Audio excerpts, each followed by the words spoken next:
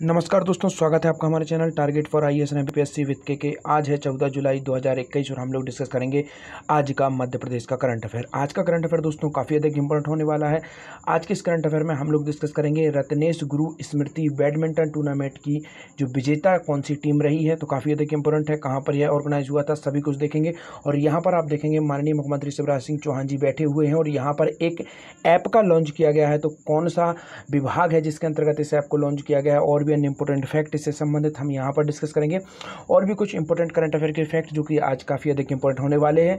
तो अगर आप पहली बार इस चैनल को विजिट कर रहे हैं तो please subscribe my channel, hit bell icon, name miss out new update. और अगर आप इस लेक्चर की पीडीएफ प्राप्त करना चाहते हैं तो उसकी लिंक डिस्क्रिप्शन में है, वहाँ से आप मेरा टेलीग्राम चैनल ज्वाइन कर सकते हैं। वहाँ आपको इस लेक्चर की free of cost PDF evening में अपडेट होकर मिल जाएगी दोस्तों। तो चलिए शुरू करते हैं हमारा आज का करंट अफेयर। बहुत बहुत स्वागत है आपका 14 जुलाई 2021 के मध्य प्रदेश के करंट अफेयर में। हमारा पहला क्वेश्चन है रत्नेश गुरु स्मृति बैडमिंटन टूर्नामेंट की विजेता टीम कौन सी रही। काफ़ी अधिक इंपॉर्टेंट है। तो जो रत्नेश गुरु स्मृति बैडमिंटन टूर्नामेंट की जो विजेता टीम है वह कौन रही, तो आपका ऑप्शन नंबर 1 है PHQ एलाइट ए, ऑप्शन नंबर 2 है BHU फॉर्म, ऑप्शन नंबर 3 है WHP या फिर इनमें से कोई नहीं। तो इसका राइट आंसर क्या है? इसका राइट आंसर है ऑप्शन नंबर 1 PHQ एलाइट ए। रत्नेश गुरु जो स्मृति बैडमिंटन टूर्नामेंट है उसकी कौन रही, विजेता रही। दोस्तों बैडमिंटन की जो सबसे अधिक इंपॉर्टेंट बात यह है कि यह काफ़ी अधिक इंपॉर्टेंट गेम है और इससे संबंधित क्वेश्चन आप लोगों से कभी भी पूछे जा सकते हैं। तो आपको याद रखना है दोस्तों, काफ़ी अधिक इंपॉर्टेंट है। यहाँ पर बैडमिंटन की चर्चा हुई है तो बैडमिंटन से संबंधित पूरे पूरे इंपॉर्टेंट फैक्ट आपको बता देता हूँ दोस्तों। मध्य प्रदेश में अभी बैडमिंटन एकेडमी 2010 में कहाँ पर बनाई गई है, तो मध्य प्रदेश में बैडमिंटन एकेडमी बनाई गई है ग्वालियर। याद रखिए, काफ़ी अधिक इंपॉर्टेंट, इसको बिल्कुल भी नहीं भूलना है। सेकंड इंपॉर्टेंट फैक्ट आपको बता देता हूँ दोस्तों, मध्य प्रदेश जो खेल प्राधिकरण है इसकी स्थापना कब हुई थी? 1 अक्टूबर 1975 को हुई थी। याद रखिए, खेल प्राधिकरण की स्थापना कब हुई थी? 1 अक्टूबर 1975 को हुई थी। इसके बाद आपको बता देता हूँ मध्य प्रदेश की जो प्रथम खेल नीति थी वह कब आई थी? 1989 में मध्य प्रदेश की प्रथम खेल नीति आई थी, तो इसको भी याद रखना है। वर्तमान में आपकी नवीन खेल नीति कौन सी है, इसका जवाब आप लोग देंगे, मैं आप लोगों को नहीं बताऊंगा। थोड़ा सा होमवर्क आप भी करिए, इंटरनेट पर सर्च करिए कि मध्य प्रदेश की नवीन खेल नीति कौन सी थी। चलिए मध्य प्रदेश कुछ इंपॉर्टेंट स्टेडियम आप लोगों को बता देता हूँ। सबसे पहला स्टेडियम आपका कौन सा स्टेडियम है दोस्तों? आपका होलकर स्टेडियम। कहां पर है दोस्तों? होलकर नाम से ही आपको मालूम होना चाहिए, इंदौर में है और यह दूधिया रोशनी के लिए फेमस है, तो इसको आपको याद रखना है, काफी अधिक इंपॉर्टेंट यह है। इसके बाद आप देखेंगे सेकंड इंपॉर्टेंट आपका स्टेडियम है मेजर ध्यानचंद स्टेडियम। तो जो मेजर ध्यानचंद स्टेडियम है यह कहां पर है? यह आपका भोपाल में है। याद रखना है आपको, मेजर ध्यानचंद जो थे ग्वालियर से संबंधित थे, परंतु इनका जो नाम पर जो स्टेडियम है वह कहां पर है? भोपाल में है, तो आपको याद रखना है। और हॉकी का यह स्टेडियम है।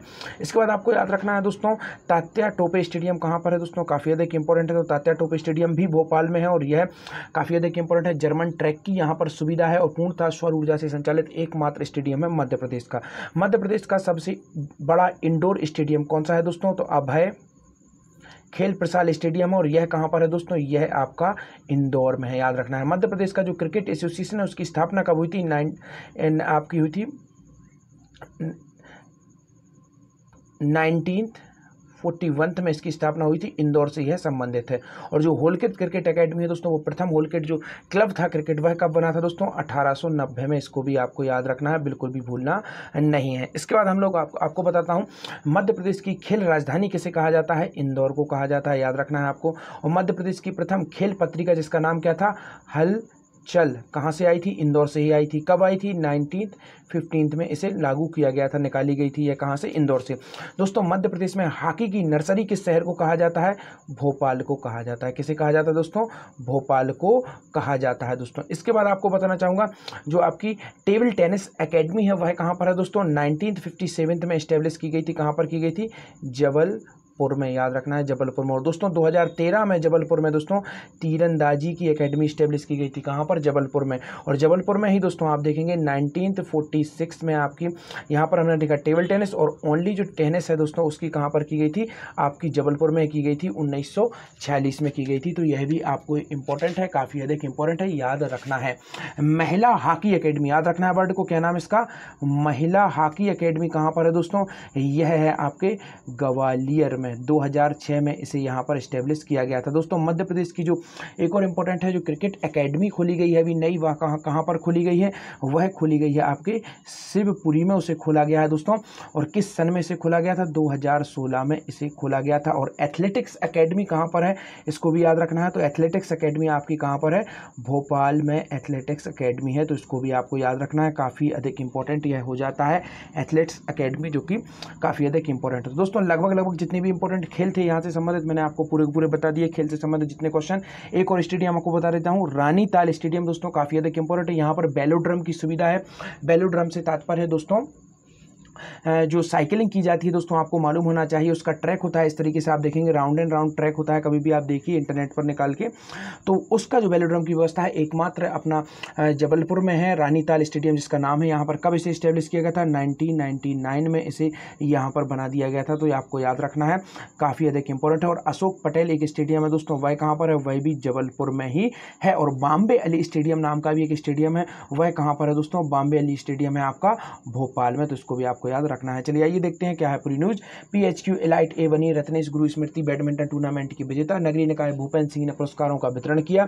नगरीय निकाय एवं आवास भोपाल जिले के प्रभारी मंत्री, तो भोपाल जिले के प्रभारी मंत्री हैं, ने TT नगर स्टेडियम में आयोजित रत्नेश गुरु स्मृति इंटर क्लब बैडमिंटन टूर्नामेंट की विजेता एवं उप विजेता टीम को पुरस्कृत किया। टूर्नामेंट में PHQ एलाइट ए विजेता और PHQ सुप्रीम डी उप विजेता रही। श्री सिंह ने मैन ऑफ द सीरीज का पुरस्कार संयुक्त रूप से श्री संजय दुबे और श्री कुलवंत सिंह को दिया। तो यह भी आपको याद रखना है। देखते हैं next question, fact check portal का शुभारंभ किसके द्वारा किया गया। दोस्तों यह एक फैक्ट चेक पोर्टल है, इसके माध्यम से क्या होगा, जो भी फेक न्यूज़ होगी, जैसा कि कल मैंने आप लोगों को बताया था कि उज्जैन में लगभग 1100 लोगों की मृत्यु की एक फेक न्यूज़ चल रही थी कोरोना के कारण, और उसका खंडन किया गया मध्य प्रदेश जनसंपर्क मंत्रालय की ओर से। माननीय मुख्यमंत्री जी ने भी इसका खंडन किया और वहाँ का जो लोकल प्रशासन था उसने भी उसका खंडन किया। तो इस तरीके की जो फैक्ट न्यूज़ है उनको चेक करने के लिए एक पोर्टल शुरू किया गया है मध्य प्रदेश गवर्नमेंट द्वारा। उसका नाम क्या है, उसका शुभारंभ किसके द्वारा किया गया, पहले तो हम यह देखते हैं। तो आपको ऑप्शन नंबर 1 है माननीय मुख्यमंत्री शिवराज सिंह चौहान, राज्यपाल महोदय, गृह मंत्री, या फिर इनमें से कोई नहीं। तो इसका राइट आंसर क्या है, ऑप्शन नंबर 1 माननीय मुख्यमंत्री शिवराज सिंह चौहान जी द्वारा एक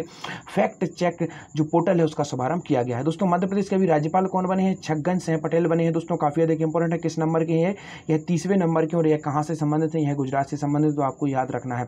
और जो फैक्ट चेक पोर्टल है यह किसके द्वारा लॉन्च किया गया, यह माननीय मुख्यमंत्री शिवराज सिंह चौहान जी द्वारा इसे लॉन्च किया गया है। देखते हैं यह जो फैक्ट चेक पोर्टल है जिसे माननीय मुख्यमंत्री शिवराज सिंह चौहान जी ने लागू किया है, इसे लॉन्च किया है दोस्तों, तो यह किस विभाग से संबंधित है, काफी अधिक इंपॉर्टेंट है यह विभाग। आपको ऑप्शन नंबर 1 है जनसंपर्क मंत्रालय, जनजातीय मंत्रालय, गृह मंत्रालय, या फिर इनमें से कोई नहीं। तो इसका राइट आंसर क्या है दोस्तों, ऑप्शन नंबर 1 जनसंपर्क मंत्रालय। दोस्तों काफी अधिक इंपॉर्टेंट है, गवर्नमेंट का प्रमुख मंत्रालय यह होता है और इसके मंत्री कौन है, माननीय शिवराज सिंह चौहान जी। दोस्तों आपको याद रखना है जनसंपर्क मंत्रालय किसके अंदर में है, अभी माननीय मुख्यमंत्री शिवराज सिंह चौहान जी के ही अंडर में यह है। और जनजातीय मंत्रालय की जो बात है दोस्तों, तो जनजातीय मंत्रालय की स्थापना, जनजातीय जो विभाग इसकी स्थापना कब की गई थी, 1964 में की गई थी। और मध्य प्रदेश में जनजातियों का प्रतिशत क्या है, 21.1% है। और भारत में क्या प्रतिशत है, 8% जनजाति निवास करती है। और भारत में सबसे अधिक प्रतिशत अगर जनजाति कहीं पर निवास करती है तो आपकी मिजोरम में करती है, और जनसंख्या के मामले में सबसे अधिक कहीं पर निवास करती है तो आपके मध्य प्रदेश में करती है। दोस्तों आपको मालूम होना चाहिए मध्य प्रदेश का जो जनजातीय विभाग है उसका नाम बदल दिया गया है, उसका नाम क्या है, जनजातीय कार्य विभाग कर दिया गया है। तो इसको भी आपको याद रखना है, 1964 में इसकी स्थापना की गई थी, तो यह भी आपको याद रखना है। देखते हैं मुख्यमंत्री श्री चौहान ने फैक्ट चेक पोर्टल का किया शुभारंभ, भ्रामक खबरों और अफवाहों के संबंध में देगा जानकारी। मुख्यमंत्री श्री शिवराज सिंह चौहान ने कहा कि जनसंपर्क मंत्रालय के फैक्ट चेक पोर्टल का शुभारंभ किया। मुख्यमंत्री श्री चौहान ने कहा कि पोर्टल आमजनों को भ्रामक खबरों और अफवाहों की वस्तु स्थिति की जानकारी देगा। और मंत्रालय में आयोजित पोर्टल के शुभारंभ कार्यक्रम में मुख्य सचिव इकबाल सिंह वैश्य थे। इकबाल सिंह वैश्य दोस्तों मध्य प्रदेश के किस नंबर के उप सचिव हैं, 33वें नंबर के उप सचिव हैं। कब इन्होंने शपथ ली थी दोस्तों, 24 मार्च को इन्होंने शपथ ली थी। सन कौन सा था, 2020 का सन था, याद रखिए, काफी अधिक इंपॉर्टेंट है। मध्य प्रदेश के सबसे बड़े प्रशासनिक अधिकारी यह होते हैं, तो इसके बारे में आपको याद रखना ही होगा। देखते हैं नेक्स्ट क्वेश्चन, लाडली लक्ष्मी योजना को शिक्षा और रोजगार से जोड़ा जाएगा, यह किसके द्वारा कहा गया। आपको ऑप्शन नंबर 1 है मुख्यमंत्री द्वारा, गृह मंत्री द्वारा, नगरीय निकाय मंत्री द्वारा। इसका राइट आंसर क्या है, ऑप्शन नंबर 1 माननीय मुख्यमंत्री जी द्वारा यह कहा गया था। दोस्तों लाडली लक्ष्मी योजना कब शुरू की गई थी, 1 अप्रैल, याद रखना है, काफी अधिक इंपॉर्टेंट है, इसको याद रखिए, 1 अप्रैल 2007 को लाडली लक्ष्मी योजना को शुरू किया गया था दोस्तों। और वर्तमान में अभी बजट में लाडली लक्ष्मी योजना के लिए कितने करोड़ का प्रावधान किया गया है, 922 करोड़। इसको याद रखिए क्योंकि आपका शायद 2017 या 2016 के एमपीपीएससी में डायरेक्ट क्वेश्चन आया था कितने करोड़ का प्रावधान किया गया है बजट में, तो इसको आपको याद रखना है 922 करोड़ रुपए का प्रावधान किया गया है लाडली लक्ष्मी योजना को मध्य प्रदेश के इस बार के बजट में। तो देखते हैं लाडली लक्ष्मी योजना और शिक्षा और रोजगार से जोड़ा जाएगा। माननीय मुख्यमंत्री शिवराज सिंह चौहान जी ने कहा बेटी बोझ नहीं बुढ़ापे का सहारा है, विचार से समाज को स्थापित करेंगे। और हमें केवल इतना याद रखना है कि इसमें कितने जो बच्चियां हैं उसको इसके अंतर्गत सुविधा लाभ दिया गया है। तो अब हम देखते हैं नेक्स्ट क्वेश्चन, मध्य प्रदेश में कितनी बालिकाएं लाडली लक्ष्मी योजना में पंजीकृत हैं। आपका ऑप्शन नंबर 1 है 39,37,000, आपका 44,20,000 एंड 21,10,000 या फिर इनमें से कोई नहीं। तो इसका राइट आंसर क्या है? ऑप्शन नंबर 1 39,37,000 जो बालिकाएं हैं उनको लाडली लक्ष्मी योजना के अंतर्गत अभी तक लाभ मिला है। तो इसको आपको याद रखना है जो कि काफ़ी अधिक इंपॉर्टेंट है। तो देखते हैं प्रदेश में 39,37,000 लाडली लक्ष्मियाँ हैं और यहाँ पर यह पूरा का पूरा विवरण है जो कि इतना अधिक आपको इंपॉर्टेंट नहीं है, आप चाहें तो इसे पढ़ सकते हैं। कब कब कितने हज़ार रुपए का प्रावधान इसके अंतर्गत किया गया है इसको पूरा को आप पढ़ लीजिए।